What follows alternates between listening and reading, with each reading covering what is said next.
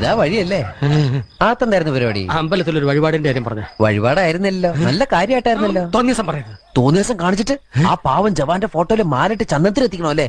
പുരുഷേട്ടനെങ്ങാനും അറിഞ്ഞാ പിള്ളേച്ചന്റെ ഫോട്ടോയില് മാലിട്ട് ചന്ദനത്തിലെത്തിക്കേണ്ടി വരും. വീട്ടിൽ വെച്ച് ചതറിക്കും.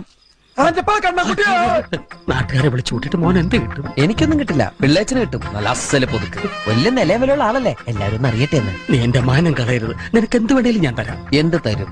എന്ത് വേണം?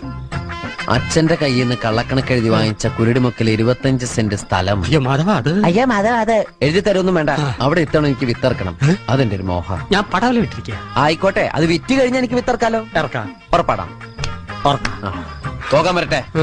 ഇതൊക്കെ മറക്കാതിരിക്കാൻ ഞാനൊന്നും കൂടെ തന്നാലോ? വേണ്ട, ആരും കാണൂല. വേണ്ടെന്നേ. എന്നാ ചാടിക്കോ മോനെ. ഇന്ന് നീ അവിടെ കക്കാൻ കയറരുത്. ഇന്ന് അവിടുന്ന് എന്തെങ്കിലും പോയാൽ നാളെ എന്റെ തലയിലാവും. എന്നാ മറ്റന്നാളാവാം. അതിന്റെ പിറ്റേന്ന് എന്റെ തലയിലാവും.